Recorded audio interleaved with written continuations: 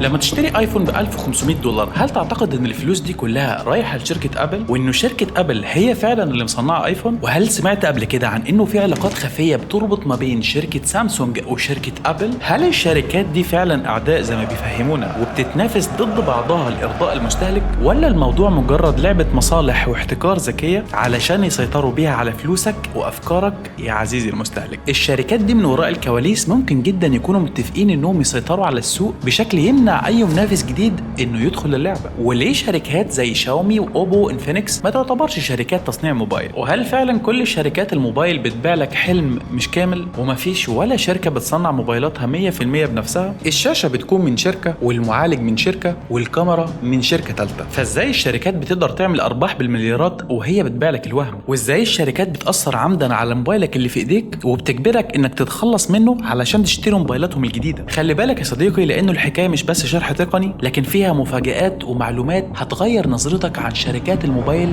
للأبد.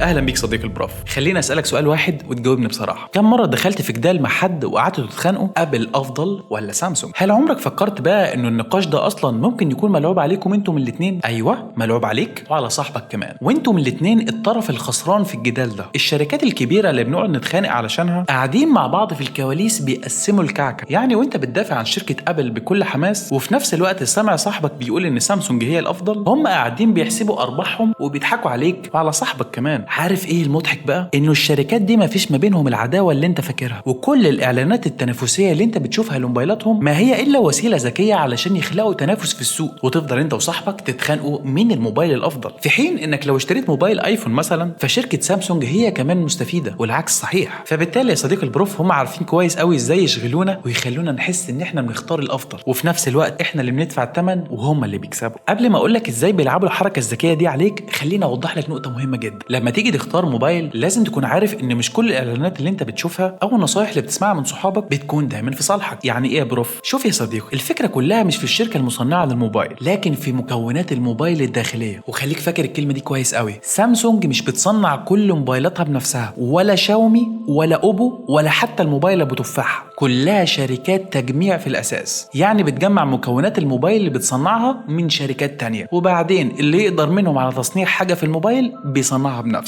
يعني على سبيل المثال، تعرف ان شركه سامسونج من اكبر الشركات المصنعه شاشات الاوليد والاموليد في العالم، لكن شركه سامسونج بتستخدم النوع القوي والغالي ده من الشاشات في موبايلاتها الرائده وبعض هواتف الفئه المتوسطه. لكن في بعض الاحيان شركه سامسونج نفسها بتلجأ لاستخدام شاشات من تصنيع شركات تانية في بعض موبايلاتها. هتسالني طبعا، طب ليه بروف في شركه سامسونج بتعمل كده وهي بتعرف تصنع شاشات اصلا؟ كل حاجه هتوضح لك يا صديقي البروف، بس خلينا نرتب لك المعلومه. شركه سامسونج زي اي شركه تصنيع موبايلات بتجمع مكونات من مصادر او من شركات تصنيع متخصصه علشان في الاخر تدي لك منتج نهائي متكامل بيحقق توازن ما بين الاداء والتكلفه. ايه ده معنى كده انهم بيغشونا يا بروف؟ لا يا صديقي، ده امر عادي جدا في مجال تصنيع الموبايل، ولا في مشكله ولا في غش تجاري. طب لو الموضوع ما فيش فيه غش تجاري، ازاي بقى على سبيل المثال شركه سامسونج بتعرف تتعامل مع الموضوع ده؟ شوف، المعالج اللي بيتصنع من شركه سامسونج مثلا اسمه معالج اكسينوس، لكن شركه سامسونج بتلجأ كتير لتركيب معالج من نوع سناب دراجون اللي بتصنعه شركه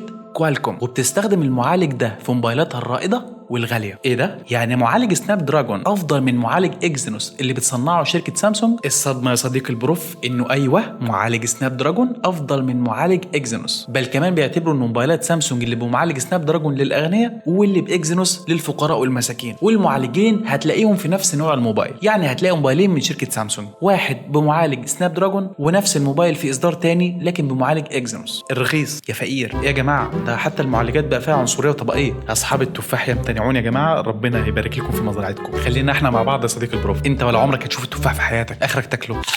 بس كفايه هزار، بعيدا عن التفاح خلينا افهمك الموضوع ماشي ازاي، وليه سامسونج على سبيل المثال بتتبع السياسه دي. شركه سامسونج بتستخدم نوع من المعالجات بناء على السوق او الماركت والمنطقه الجغرافيه اللي هيتم توزيع فيها الموبايلات دي. يعني مثلا موبايل جالاكسي اس 22 موجود منه نسختين، نسخه مخصصه لامريكا وكندا والصين موجود فيها معالج سناب دراجون، ونسخه تانية مخصصه للشرق الاوسط والهند بتحتوي على معالج اكزينوس. ونفس الفكره في سلسله جالاكسي نوت من سامسونج. مش فاهم برضو ليه سامسونج اصلا بتعمل كده. معالجات سناب دراجون من كوالكوم بتتميز بكفاءتها العاليه في دعم شبكات ال 4G وال 5G، خاصه في اسواق زي الولايات المتحده الامريكيه وكندا اللي بتستخدم شبكات اتصال متقدمه زي امواج المليمتر او المليمتر ويف. معالجات اكزينوس بقى مش بتكون بنفس الكفاءه في دعم هذه التقنيات الحديثه، وبالتالي في اسواق زي امريكا الشماليه المستهلكين والشركات المشغله او الكارير اوبريتورز بيفضلوا معالجات سناب دراجون نظرا طبعا لسمعتها القويه في الاداء خاصه في الالعاب وفي توفير الطاقه. لكن في اسواق زي الهند والشرق الاوسط سامسونج بتعتمد بشكل اكبر على معالجات اكزينوس لانها بتكون مناسبه اكتر من حيث سعر التكلفه بالنسبه لسعر البيع النهائي للهاتف. فمن الاخر شركه سامسونج بتسعى لانها ترضي المواطن الغربي علشان بيهتم جدا بنقطه الاداء، ولان السوق الغربي فيه منافسه شرسه جدا ما بين شركات تصنيع الموبايل وعلى راسهم شركه ابل اللي بتصنع ايفون بتكنولوجيا وبامكانيات قويه. او تقدر تقول من الاخر كده انه الذهب هيتباع في سوق الذهب والخضار هيتباع في سوق الخضار، وعلى حسب بقى انت في انهي سوق هتلاقي البضاعه.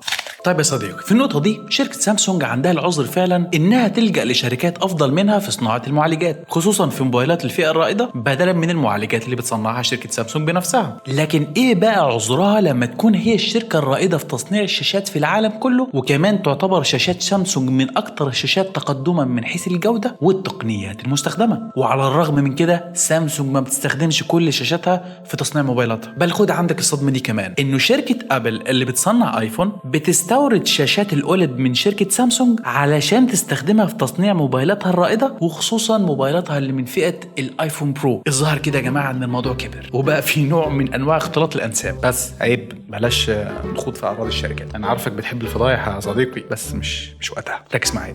شوف يا صديقي اللعبه بيلعبوها ازاي. على سبيل المثال هواتف ايفون 14 برو جايه بشاشات متطوره جدا من نوع اوليد بتدعم تقنيه بروموشن وبتيجي بمعدل تحديث 120 هرتز. طبعا شركه ابل كانت بتتفشخر بشاشاتها في وقت اصدار الموبايلات دي، على الرغم انه الشاشات دي من تصنيع شركه سامسونج واحيانا كمان من تصنيع شركه ال جي. ونفس الموضوع هتلاقيه في الموبايلات الاحدث زي الايفون 15 برو والموبايلات اللي اقل منه كمان زي الايفون 13 برو. يعني حضرتك الشاشه اللي بتمثل حوالي 95% من واجهه الايفون مش من تصنيع شركه ابل اصلا. طبعا انا عارف ان بتوع التفاحه دلوقتي زعلانين، تقريبا التفاح الامريكي طلع بلدي اهو كله تفاح كله انت ساكت. الفكره بقى في نقطه تانية خالص. شركه ابل مش بتكتفي بس بانها تستورد شاشات من شركات تانية زي شركه سامسونج وشركه ال جي، لكن كمان بتحط نسبه ربح عاليه على قيمه الشاشه. ده معناه انه نفس الشاشه اللي هتلاقيها قدامك في موبايل ايفون هتلاقيها موجوده في موبايل سامسونج لكن بسعر ارخص. تعالى كده انزل بيك لارض الملعب. على سبيل المثال موبايل ايفون 14 برو ماكس تعتبر الشاشه فيه من اغلى مكونات الموبايل. شركه ابل بتستورد الشاشه دي من شركه سامسونج بسعر يتراوح ما بين 80 ل 90 دولار كتكلفه انتاج فعليه. تقوم شركه ابل تحط الشاشه دي في موبايل رائد زي الايفون 14 برو ماكس اللي مكلفهم كله على بعضه كتكلفه فعليه حوالي 500 دولار. لكن للاسف يا صديقي معروف عن شركه ابل انها بتحط هامش ربح عالي جدا على منتجاتها بيوصل من 40 ل 50% من التكلفه الاجماليه للهاتف، وتكتشف بعدين ان الموبايل اللي مكلف عليهم 500 دولار هيبيعوه لك باسعار تبدا من 1100 دولار للموبايل الواحد. والشاشه اللي اشترتها ابل من شركه سامسونج ب 80 دولار بتبيعها ابل بعدين في موبايل ايفون برو ماكس ب 110 دولار. ولو الشاشه دي اتكسرت منك هتروح تغيرها من الضمان بنص سعر الموبايل. وهنا بقى اقدر اقول لك انه ابل فعلا لعبتها صح، لانه ابل مش بتبيع لك منتج ولا حتى بتبيع لك الفخامه زي ما انت متوقع، لكن ابل بتبيع لك حاجه تانية هبقول لك عليها بعدين. وصولك للنقطه دي من الفيديو معناه انك مهتم بالمواضيع دي، فبعد اذنك تعمل سبسكرايب عشان تدعم المحتوى وعشان تشوفني مره ثانيه يا صديقي. فاكر لما قلت لك من شويه انه على الرغم من ان شركه سامسونج متفوقه جدا في تصنيع الشاشات، وشفت بنفسك ازاي شركه بضخامه ابل بتعتمد على شاشات سامسونج في موبايلاتها الرائده، الا انه شركه سامسونج مش بتستخدم شاشاتها في بعض الفئات المتوسطه وكمان تقريبا في معظم موبايلاتها الضعيفه او الرخيصه، وبتلجا لشاشات بصناعه صينيه رخيصه زي شركه بي او اي وشركه سي اس او تي، وكلها شركات صينيه مشهوره في تصنيع شاشات. وشركه سامسونج مش بتعمل كده عشان بس فكره خفض التكاليف وبالتالي تقدر توفر لك موبايل رخيص، الا انه شركه سامسونج وغيرها من شركات الموبايل بتعمل كده احيانا لما يكون عندهم ضغط شراء على موبايلاتهم ومش قادره انها توفر هذا الكم المطلوب من الشاشات، فبالتالي تلجا لشاشات من تصنيع شركات تانية، لانه انت عارف انه الطلب على الفئات الاقتصاديه والفئات الرخيصه بتكون كتير على عكس الموبايلات الرائده اللي بيكون الطلب عليهم قليل جدا. والصراحه يا صديقي انه الشركات مش بتعمل كده بس مع شاشات، لكن مع المعالج المعالج ومع الكاميرا وحتى البطاريات وذاكرة التخزين والرامات. والكلام ده مش عيب ولا يضر سمعة الشركة في أي شيء إطلاقا، لكن الفكرة في قد إيه الشركة بتعتمد على نفسها في تصنيع مكونات موبايلاتها. يعني شركة زي شركة سامسونج تعتبر شركة تصنيع متكاملة أو بيسموها integrated manufacturer، بتعرف تصنع شاشات ومعالجات وبطاريات وليها كمان في الكاميرات. على الناحية التانية بقى في شركات ما تعتبرش شركات تصنيع موبايل من أصل، لأنها شركات ما بتصنعش حتى 10% من موبايلات. على سبيل المثال شركة شاومي تقريبا كده يا صديقي ما بتصنعش أي حاجة في المكونات الداخلية للموبايلات. الشاشات بتجيبها من سامسونج وتي سي ال وبي او اي، المعالجات من شركة كوالكوم زي معالج سناب دراجون، وشركة ميديا تك زي معالج ديمينستي وهيليو. في الكاميرات بتستخدم مستشعرات من شركة سوني وسامسونج واومني فيجن. حتى البطاريات بتصنعها لها شركة اي تي ال وبي واي دي. فكل اللي بتعمله شركة شاومي انها بتلم كل المكونات دي وتحطها في الموبايل اللي ما بين ايديك دلوقتي. حتى نظام التشغيل بتاع شاومي او الاوبريتنج سيستم مبني على نظام تشغيل اندرويد اللي هو من انتاج شركة جوجل. هتقول لي بس انا مش شاومي يا صديقي. اقول لك كلمة حلوة، اوبو، ريلمي، فيفو، وان بلس، انفينكس، وكمان شركة تكنو، كل دي شركات موبايلات نفس فكرة شاومي بالظبط. محدش فيهم بيصنع حاجة من مكونات الموبايل. كل الفكرة زي ما قلت لك عبارة عن تجميع مكونات من شركات متخصصة في تصنيع أجزاء الموبايل، وكل شركة بقى وشطارتها في الترويج لموبايلاتها اللي بتقفلها دي. لما تيجي تفكر في الموضوع وتشوف الشركات دي بتحط لك في إعلاناتها كلام كتير وشعارات إنه هاتفنا الثوري وإبداعنا الخاص، ومعظم موبايلاتهم في الآخر للأسف عبارة عن علبة قطع غيار. بس في نقطة تانية مهمة انت مش واخد بالك منها وضروري جدا اكلمك عليها. اكيد سألت نفسك ليه الموبايل اللي اشتريته من سنة وكان سريع جدا وفجأة بقى بيتقل وما بيستحملش تحديثات؟ هل هو فعلا عيب في الجهاز طيب، ولا الشركات بتلعبها صح عليه؟ المؤسف يا صديقي البروف ان شركات الموبايل الكبيرة زي ابل وسامسونج وغيرهم بيستخدموا خدعة اسمها البلاند اوبسيلسنس او التقادم المخطط، ودي باختصار عبارة عن خطة لتقليل العمر الافتراضي للموبايل بتاعك بحيث تضطر انك تغيره بدري وتشتري موبايل من موبايلاتهم الجديدة. والصراحة انه الموضوع ده مالوش علاقة خالص بانه رامات الموبايل بتضعف او العمر الافتراضي للمعالج بيقل مع الزمن، لكن الشركات بتلعبها بشكل تاني خالص. شوف، في سنة 2017 آلاف من مستخدمين ايفون حوالين العالم كانوا بيشتكوا انه الموبايل اللي كان شغال معاهم زي الصاروخ فجأة بقى زي السلحفاة، والناس بدأت تسأل ايه اللي حصل في موبايلات ابل. لكن المفاجأة كانت اكبر مما يتخيله اي مستخدم وقتها. في يناير سنة 2017 شركة ابل ارسلت تحديث iOS 10.2.1، والناس اللي معاهم اجهزة زي الايفون 6 وايفون 6s وايفون اس اي لاحظوا ان اداء الموبايل بدأ ينهار بعد التحديث. وبرغم كل ده ما كانش فيه اي تفسير واضح من ابل. المفروض لما تعمل التحديث الرسمي لنظام التشغيل لموبايلك اللي منزلاه الشركة الام، فده المفروض بيديلك اداء افضل بما يتناسب مع امكانيات موبايلك، وفي نفس الوقت بيزود من مستوى الحماية والامان على موبايلك عن طريق قفل الثغرات فيما يسمى باسم التحديث الامني او السكيورتي باتشز ابديت. لكن اللي حصل مع تحديثات ابل وقتها كان مختلف. في ديسمبر سنة 2017، يعني بعد حوالي 11 شهر من تحديثات شركة ابل لموبايلات الايفون 6، واحد من المستخدمين على موقع ريدت نشر حاجة غريبة بيسأل الناس يا جماعة هو انا الوحيد اللي موبايله بقى بطيء بعد التحديث الاخير؟ وفجأة بدأت تنهال التعليقات والبوستات تؤيد موقفه، وظهرت ناس كتير بتشتكي انه فعلا موبايلاتهم بقت بطيئة جدا، لغاية لما وصل الموضوع لشركة جيك بنش اللي بتقيس اداء الاجهزة، وطلعت الصدمة انه فعلا التحديثات اللي نزلتها شركة ابل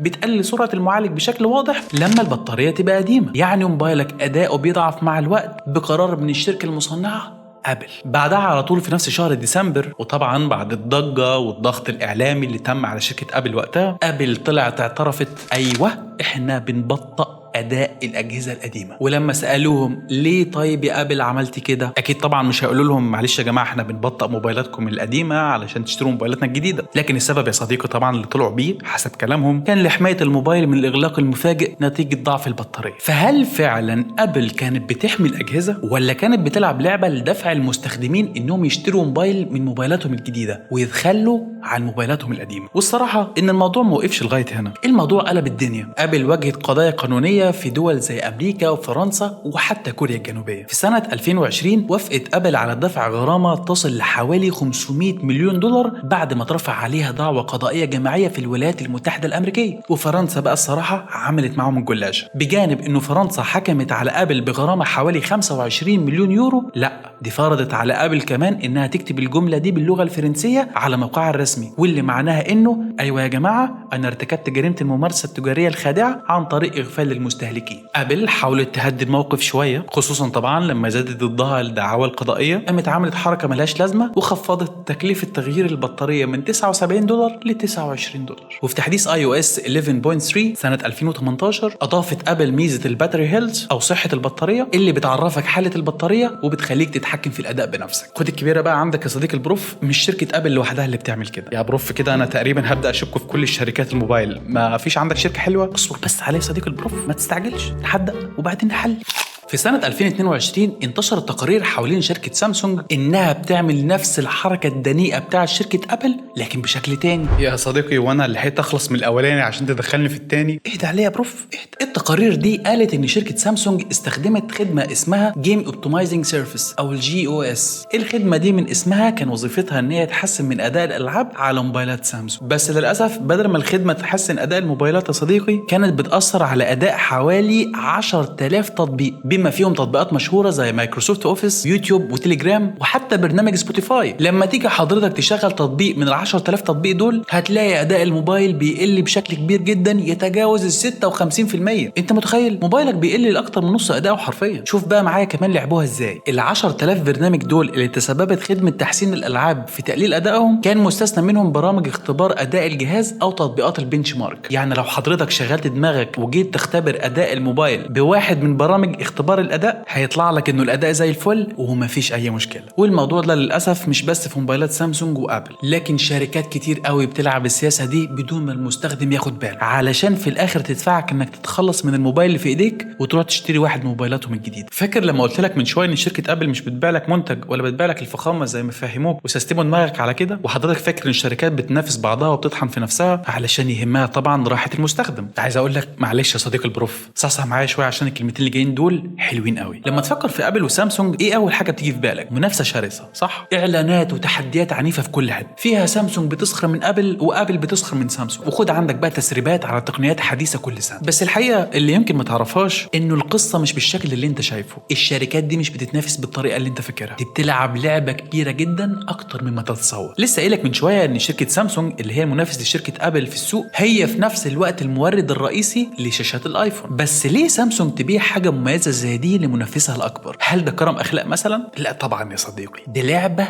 ذكيه جدا. القصه الحقيقيه بقى واللي بيخبوها عنك انه الشركات دي عندها حاجه اسمها اتفاقات ضمنيه. من ضمن الاتفاقيات دي ان سامسونج بتبيع لشركه ابل شاشات بكميات ضخمه جدا، وفي نفس الوقت شركه ابل بتشتري من الشاشات دي بشكل يربك اي شركه تانية بتحاول انها تنافس في السوق. مش فاهم صح؟ شوف، لما سامسونج تكون مشغوله بتلبيه الطلبات الضخمه لشركه ابل، المنافسين الصغيرين في السوق مش هيلاقوا فرصه انهم يشتروا نفس الشاشات ولا بالجوده ولا بالكميه دي. سامسونج بتكسب فلوس طبعا من بيع الشاشات لابل، وابل في نفس الوقت بتضمن انها تحصل على افضل شاشه ممكنه. بس في نفس الوقت الشركات الصغيره اللي بتحاول انها تنافس بتلاقي نفسها بره اللعبه، لان سامسونج بتكون مشغوله مع ابل ومفيش اي حد تاني يقدر يوفر لهم نفس الجوده بالكميات دي. ملخص الحدوته يا صديقي، لما تيجي تشتري موبايل او اي منتج تقني افتكر دايما ان القصه مش زي ما بتبان قدامك على الشاشات ومش زي ما بتظهر في الاعلانات خالص. السوق اللي احنا فيه اكبر من مجرد شركات بتتنافس. اعرف كويس قوي ان السوق ده مليان استراتيجيات وتحالفات غير معلنه وانت دايما الضحيه. حضرتك لما تشوف موبايل ايفون اعرف انه تقريبا نص الفلوس اللي دفعتها رايحه لشركات تانية غير ابل. ايوه فعلا، موبايلك اللي مكتوب عليه ديزايند باي ابل ان كاليفورنيا هو في الحقيقه عباره عن مشروع جماعي لشركات كتير، سامسونج، سوني وال جي وحتى شركات تايوانيه وصينيه. فرجاء لما تشوف اتنين صحابك مختلفين وبيتجادلوا مين الافضل ابل ولا سامسونج عرفهم انه الشركتين مستفيدين من جدالهم ده، ويا ريت تتجادلوا بس لما يكون لكم اسهم في الشركات دي وبتعملوا منها فلوس. ولغايه هنا نكون وصلنا لنهايه الحلقه يا صديق البروف، وقول لي اقتنعت انه الجدال ملوش لازمه ولا لسه. وما تنساش يا صديق البروف تعمل اشتراك علشان توصلك حلقاتنا اللي جايه، ولو عجبك الفيديو اكبس لايك وسوي اعجاب، ولو عايز تدعم القناه بواحد ايفون او بواحد سامسونج الاس 25 الترا مفيش مشكله. اشوفك الحلقه الجايه،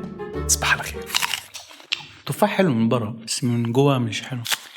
او مش حلو من بره بس طري من جوه. نفسي في تفاحه اكلها من جوه حلوه ومن بره حلوه، مش لاقي.